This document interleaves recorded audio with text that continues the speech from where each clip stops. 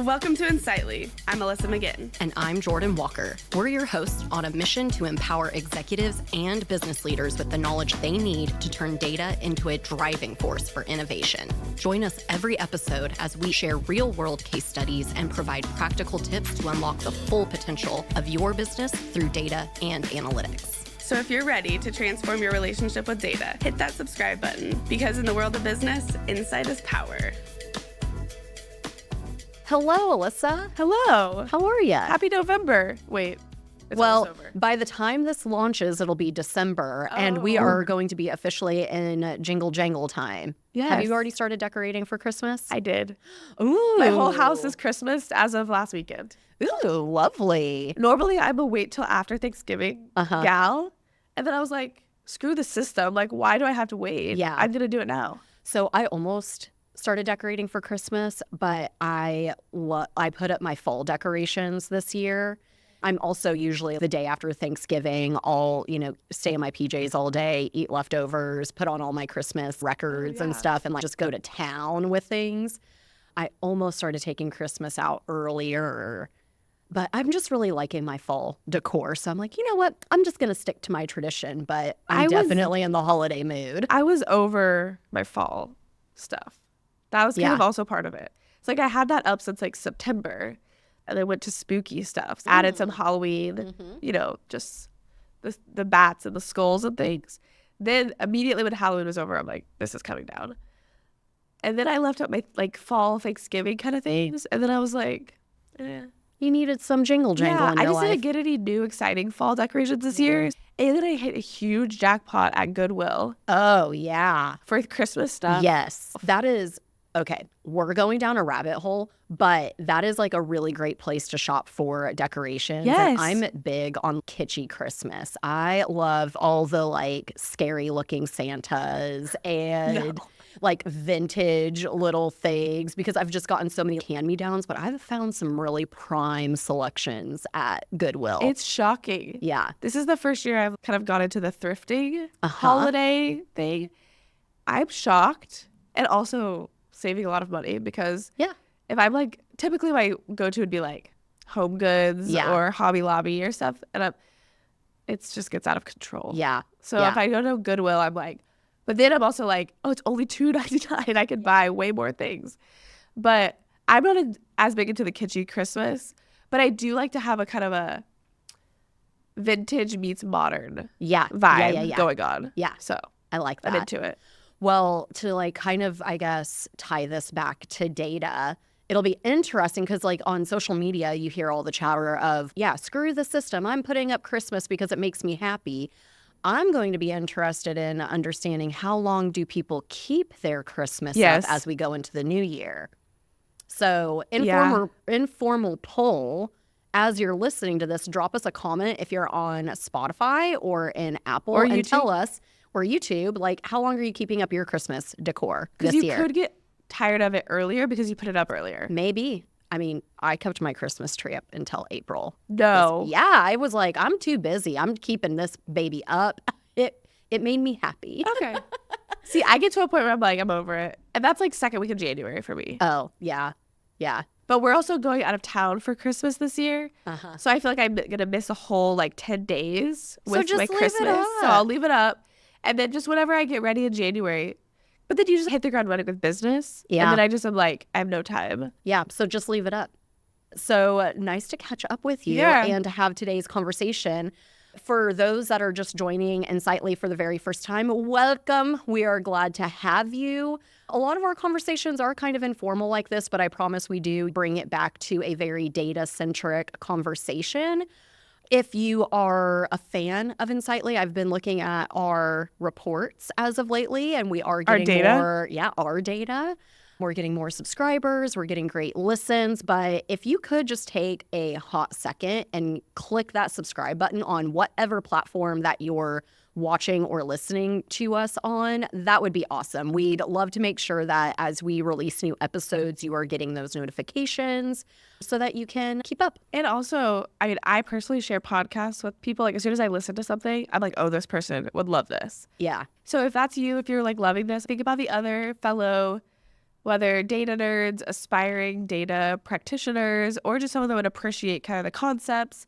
Because I really feel like, I was talking to someone the other day that was like, data, has long been very just like technical and siloed, but really now more people that are what you would call maybe businessy, like that are kind of like business influencers or business focused, are realizing that data's not just techie and technical. It really is like what drives kind of business strategy and growth. Yes. And so now they're like, those people are telling me like, oh, we really like the podcast because we don't really talk techie, honestly. Yeah. We talk more strategy and insights. Yeah. I've heard it's helped people get the language to use when they're talking to colleagues, which it makes my heart flutter because that's one of the things that we were hoping to achieve with this is like to break down the kind of overwhelming or, that feeling of, well, I'm not an analyst or I don't dip into that world. I think we used the term, we wanted to bridge the gap. Yeah. Yeah. And I feel like we're doing that. We are okay with constructive critique. Yeah, just don't be mean. That's actually a pretty good segue for what we wanted to talk about today. So today's episode, as we are in the final month of the year and we're looking ahead to 2025, what we kind of wanted to do is just highlight some key data trends or growth areas that we're anticipating going into 2025. And so, like I guess just to kind of kick it off, Alyssa, like what's the first thing that kind of comes to mind for you when you're thinking of trend or growth area into 2025? So I was on a call last week and the question was, what are you thinking about that other people aren't thinking about? Ooh. And so that goes directly into this because it's been all consuming to me. And I've been on a super big rabbit hole into this, which is data monetization / data products. I knew you were going to say that. Yeah. I'm obsessed with the idea of data products because, yes, a whole business can be built on a data product. That is, we've seen that. That is that's classic. The digital advertising industry. Right. Completely. There's so many niche ways to build a data product.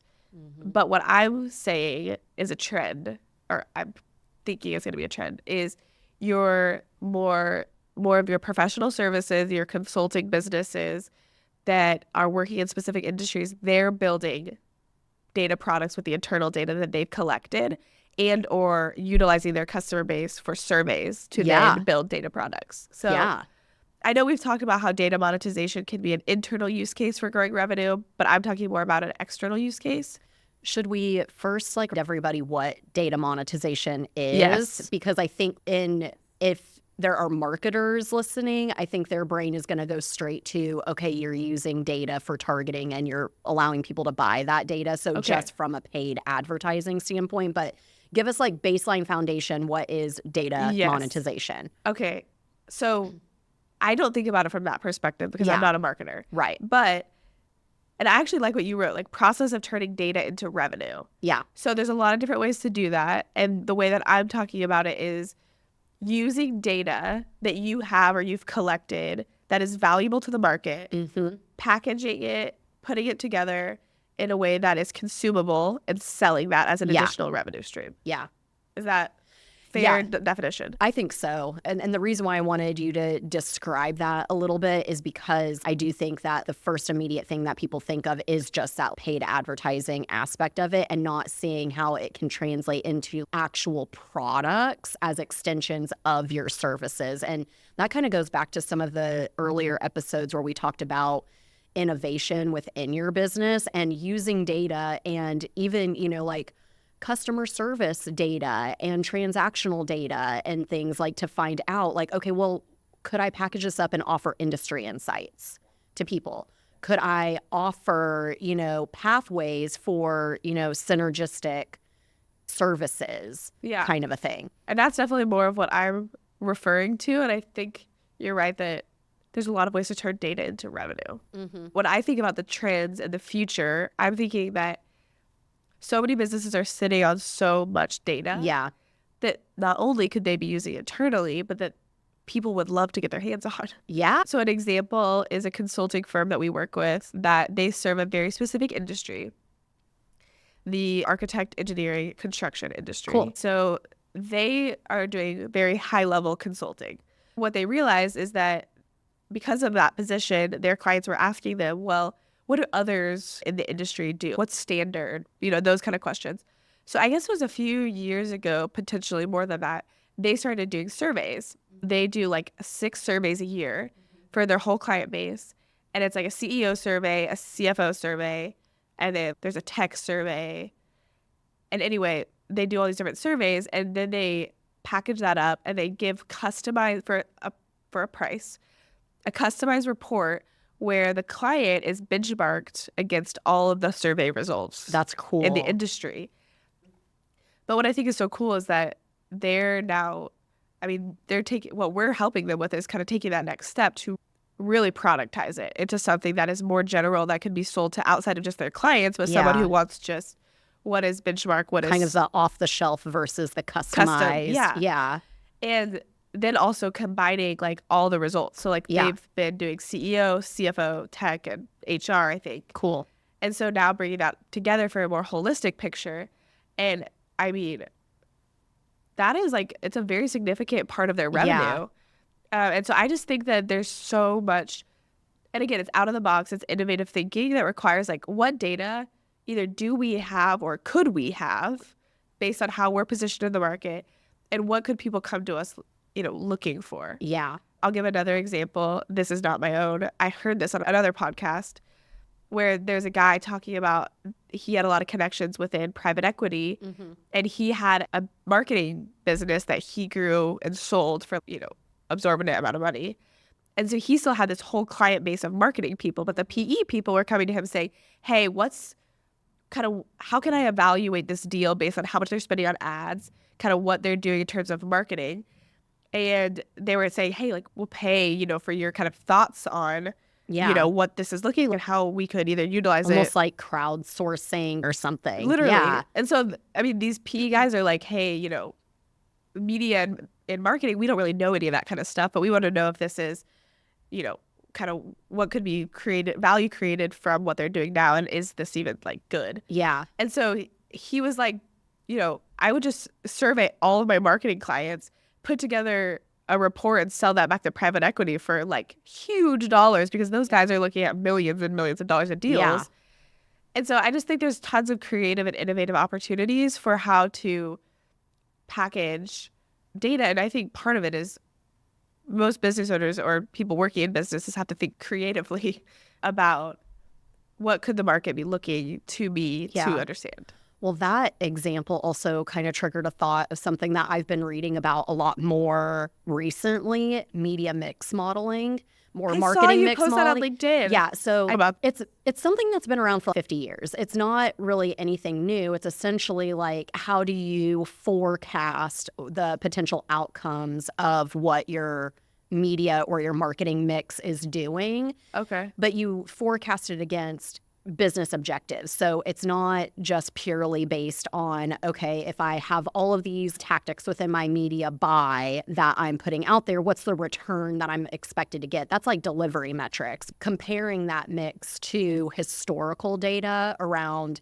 sales and revenue, or even like seasonal, or to identify, are there seasonal trends of how this is performing against like customer lifetime value? Like, we're now at a point, because we have all of these data points, that we can forecast appropriately based on what you were just describing in that very specific scenario with the private equity firms. Like, it kind of sounds like what they're asking of this other person is essentially media mix modeling, but through crowdsourcing from just more insights and opinions and usage. But if you kind of think about, here's like a product that could be offered from maybe that private equity firm or something, that if they were able to bring in the businesses that are in their portfolio and their historical data, match it to media trends for those different industries, then you could essentially start packaging up, if you're trying to run specific campaigns or different lead generating strategies, or if you have these objectives that you're trying to achieve, here's statistically what we're seeing across the portfolio. Here's what you could forecast Whoa. as a trend. You have to have a lot of historical data. You have to be super clear on what your objectives are. Yeah. You have to have questions that you want answered. Are there environmental situations that affect our, I don't know, lead generating pipeline? Got or it. are there seasonal trends that affect customer lifetime value, or, you know, those sorts of things? So it's like one of those annual or biannual forecasts that you'd probably look at. It's not a way to measure how is this particular campaign performing. Which is kind of goes to the use case, like you said, that I was describing, because that's a one-time set, like, point in time where they're evaluating this specific company. And to your point, which I had not thought of this is genius. Like, how does, if they're going to benchmark that against or measure that against the portfolio? Mm-hmm. Yeah. I was like, I mean, I think it's pretty cool. I've been going down this little rabbit hole lately because I've seen that it's, at least from some of the bigger media consulting agencies, they're starting to talk about offering media mix modeling in this kind of a way. And it's starting to become kind of packaged up like a turnkey solution. But we could probably have this as an episode next year because there are a lot of challenges that come with it. Like I mentioned, you have to have have to have historical data to work with. And for how long do you think? About a few years worth of data that's measuring business objectives. Because it's easy to pull in marketing after a certain point, even if you're not measuring it now. If you've been using the platforms, you likely have historical data there that you can pull in through the APIs. But I think the business side of the data is the biggest hurdle that people would confront if they don't have the infrastructure internally to store the data, have it clean, have it matched up appropriately. But that's probably where having some sort of customer data platform, a CDP, would definitely be helpful in being able to have that kind of like forecast modeling. Is that something where if someone really wanted to do it, they could backlog that, or you wouldn't be able to do that for the objective business side? Maybe they're not really measuring it now, but if they have the data, like if they have it in maybe like they could pull it in from, oh, we had some stuff in this spreadsheet or that, or in someone's brain, they could kind of fill in the gaps, or do they really have to have it like consistently tracked? Well, I mean, it all comes down to like clean data and making sure that things are mapped out correctly. And so from a forecasting perspective, if you're kind of trying to figure out, okay, what's going on with our revenue, you probably have that data. Fine, right? Sure. Revenue and transactions, you got that. Marketing, you probably got it across a lot of different areas. And then, you know, it's probably a little elusive. Well, we ran this campaign for this thing, and then we ran this campaign for that thing. If you're not attributing some of that stuff, there's a lot of cleaning up that would have to be done. And then the other, I guess, gap in this would be is if your business objectives have changed drastically, then forecasting to try to identify like maybe some environmental trends that are occurring, like that may not be, you may not get a true viewpoint of that if objectives have changed frequently. But if you've had a 5-year initiative to build up a portfolio of some sort, or, you know, expand in a division or something like that, then yeah, you could probably backlog just fine. Would you also need, say with the environmental example, would you also need some sort of like external third-party data to be able to look at what was happening in terms of... So you can align some of that with it too, just to, and that kind of goes into, okay, what kind of hunches do, you know, maybe you're the real estate industry, you're looking at your realtors' house portfolios and you're wanting to forecast, okay, we know that we went through a couple of anomaly real estate years, right? But now you're trying to figure out what do the next couple of years look like. Mm-hmm. You could probably take your historical data. You've probably got some corporate data that you can pull in. But then to the example that, or the question that you just had, maybe you're trying to figure out, okay, well, how will this election or this change in administration shift the portfolio? And so at that point, there's probably some third-party analysts and economic people that are in economics looking at those trends. Yeah.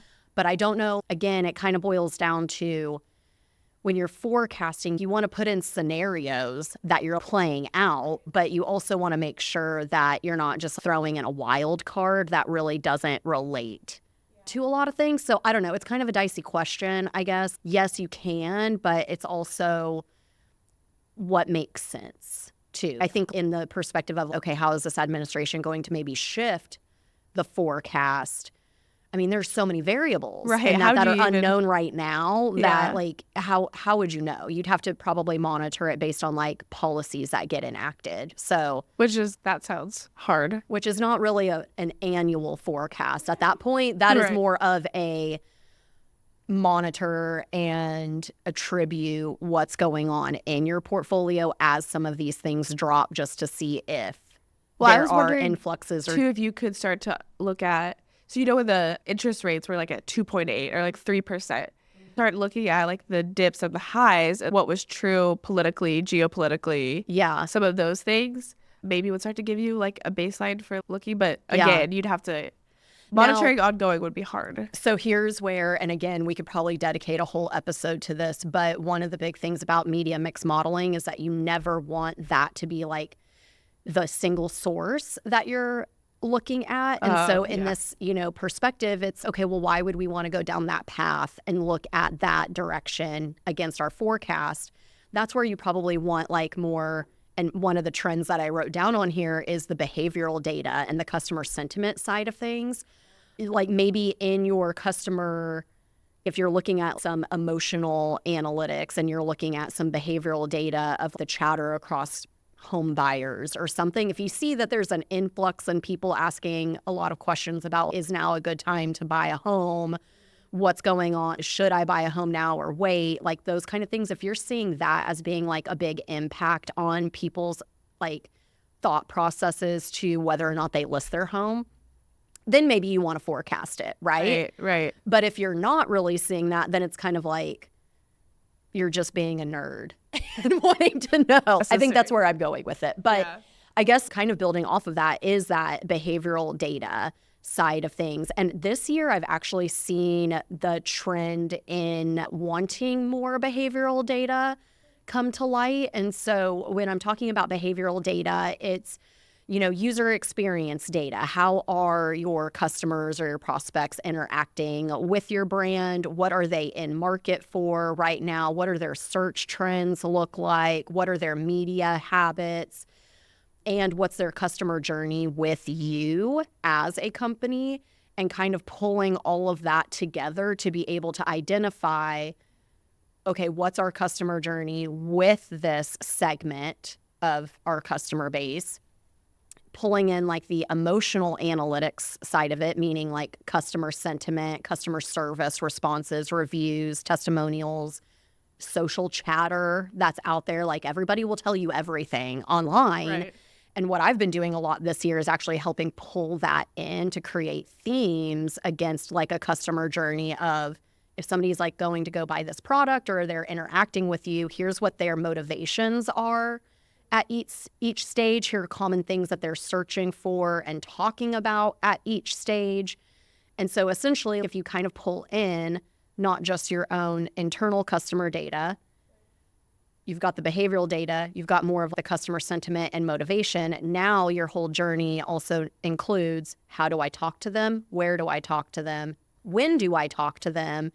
And what kinds of call to actions should I be using to try to entice them further? So the foundation of a marketing strategy from there. Yeah. So is there some industries where that works better than others? Because I'm imagining B2C is easier to pull up social chatter and testimonials because you're selling directly to an individual versus none. Some B2B, like manufacturing, some of those like purchase journeys that really are you have to establish a relationship with them, but people are still researching. And so it's kind of trying to figure out, okay, before they pick up the phone to call someone, or who's in their peer network, like identifying who are they leaning on for that peer referral, like that you can research. And so maybe I'm not talking to the key decision maker at a certain stage in the journey, but maybe I'm actually talking to one of the referrals that would give them. So you can kind of develop your strategy around that of, okay, earlier in the stage, I'm actually going to be marketing to the partner referral networks that this decision maker engages so they can be the conduit to referring us. and kind of tracking that. This is funny because I don't know how to quantify this for our own business, but I had 2 or 3 referrals from the same guy like a week or 2 ago. And his comment to me was, you know what Vistage is? Vistage? It's like a CEO peer advisory group. Oh, yeah. It's like all across the US. Okay.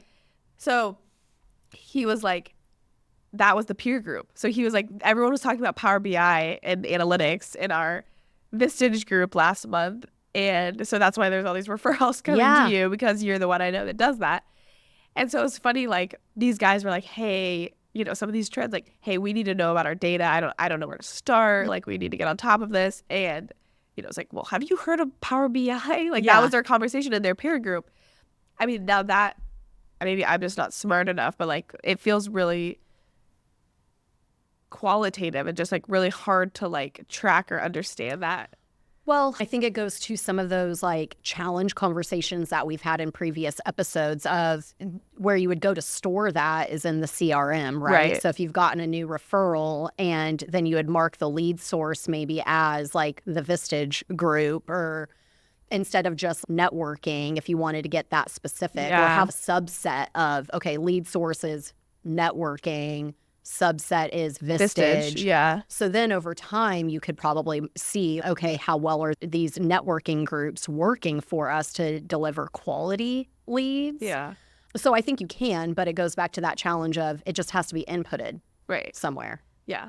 I have to put like referral and then the context. Like the referral came from this guy, which I know that through this, and he was in Vistage. You just triggered another trend. If we're looking at some things like natural language processing as another trend. So before I go into what I'm thinking of, baseline natural language processing is essentially like chatbot. If you're asking like Gemini or ChatGPT or any of that to say, hey, take this article and summarize it for me, that is natural language processing. Copilot, all of that, right? You're putting in the context in the CRM. If you can export the context into a spreadsheet of some sort, you could use a natural language processor to summarize and theme. So I use a tool called Notably AI. Okay. It's where I do a lot of messaging analysis. Like it's meant for like product research and user experience research, but it has like a lot of features where like you can perform one-on-ones in it and then have it summarize what your one-on-one or your meeting was. You can upload like video interviews there and it'll transcribe and theme it. And it's super cool. I love playing around with it. But you could upload that spreadsheet in there and it would help categorize it based on sentiment. It would categorize it based on common themes. It's in a bunch of sticky notes that you can group up, and then you can actually run additional analysis and say, okay, these are 3 particular categories of themes and referrals that I'm noticing. Develop a persona based off of this. Whoa. There's one that you can analyze to say, give me the highs, give me the lows. Give me the greatest gift, give me the biggest challenge. You can have it also run some design thinking of, okay, based on this, give me scenarios of how might we do whatever. And so it pulls in industry level data to say, well, how could you do this in a webinar format? Here are some thoughts and examples of that. What is this called? Notably. It's so much fun. You should come over and I'll show you. Notably, yeah. Have you heard about Google's Notebook LM? No. Okay, so Google came out with this tool, AI tool, and what you can do is you can basically start, I mean, we're notorious for having these rabbit holes and things we're just obsessed with learning about. And if you can't, so you can put in, okay, let's say I want to learn about, give me a topic.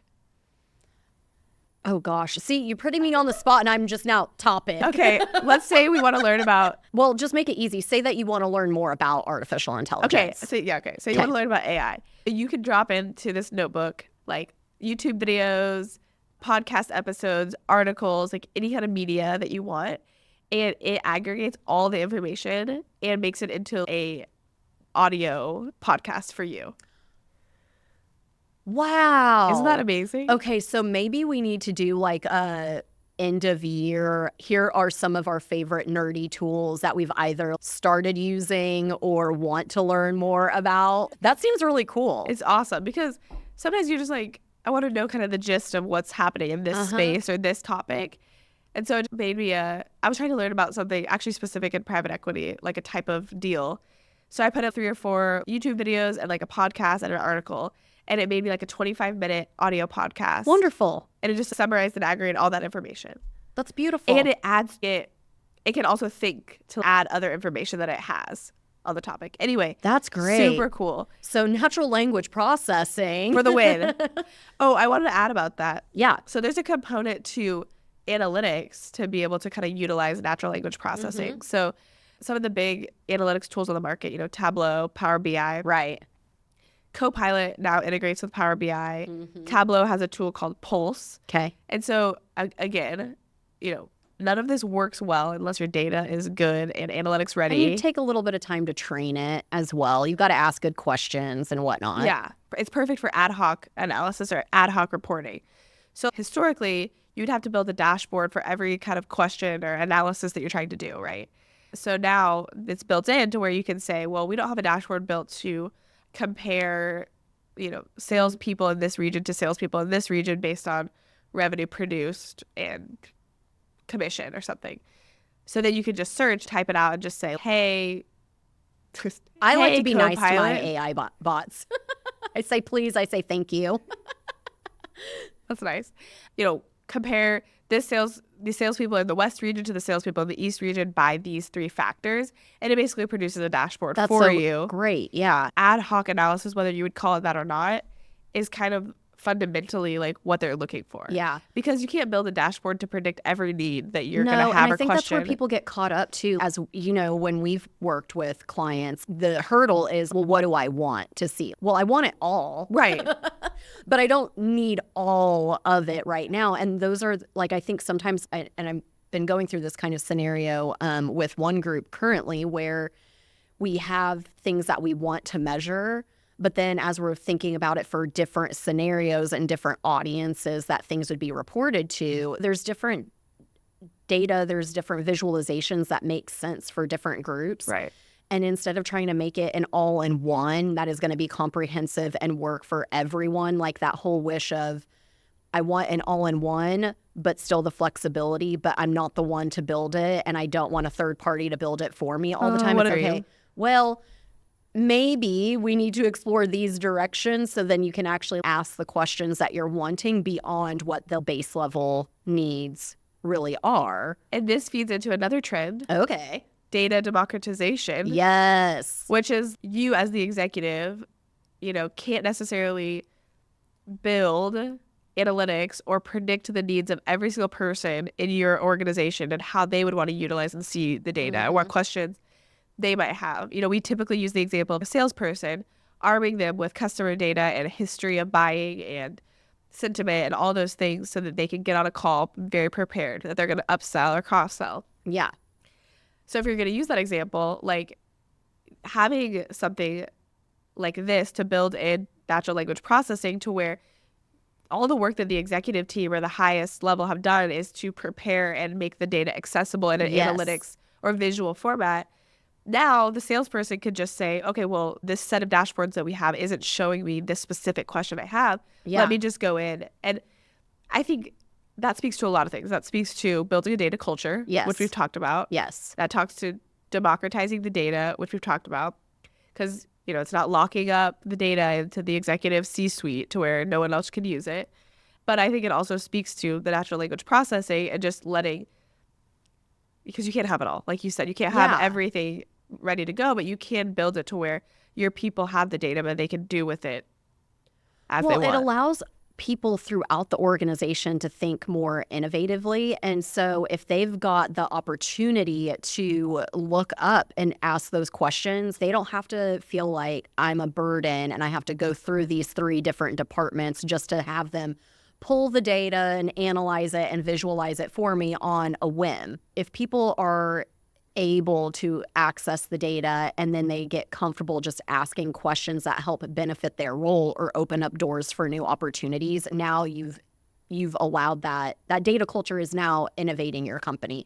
New products could get created out of it. Better experiences, like literally everything that we're talking about today. And none of these things are new.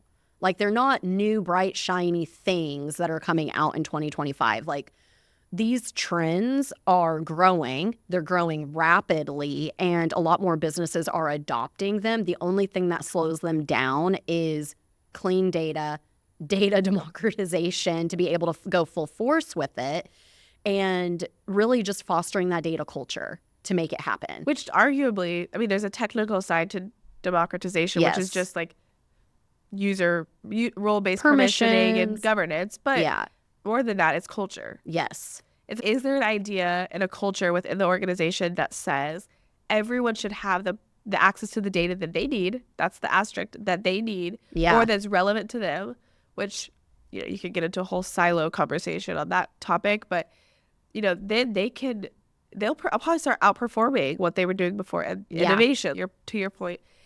And also what I was thinking too is then you're just building analysts out of everyone in the company. Yeah. You don't have to hire someone to be like an analyst, because everyone is kind of, the culture is informing, and the access to the data is allowing them to be an analyst within their role to bring innovative ideas and to see, oh, well, I saw, you know, this, and this. It made me think about this. Yeah. And that's building efficiency too. So it's a win. Yeah. But it starts that culture. It makes me think of the conversation that we had with the Ameritrust team a few months ago, because their team does have their data accessible to them. They're able to collaborate and ask questions and go and get the answers. I think it was Leah that was talking about how you really just be a genuinely curious person, be open to trying to solve problems, just go for it. You have to ask questions to go deeper, but you don't necessarily have to be that statistically trained analyst. Like those roles are definitely necessary, especially from the infrastructure side of things, because you need someone that has the mentality to perform some checks and balances to know, is the data coming through correctly? Are the metrics mapped appropriately? All of that. Are we visualizing it appropriately? A pie chart doesn't work in all cases. You need to have that brain involved. But beyond that, if you have curious people on the team and they have questions, or they stumble upon something and they want to be able to bring something new to the table, give them the opportunity to do that and foster the culture. Like now it is mission critical time, I think, to do that. Yeah, we'll talk more about that, because you were talking about, and we've kind of alluded to this in other episodes, that word mission critical. Can you talk more about that? So the reason why I think it's mission critical is if you think about, I mean, just how businesses performed today. You're not bound to, I can only work with people that are in my immediate region because of the internet. You're not bound to only customers in your immediate region unless you have some like logistical or shipping situation, right?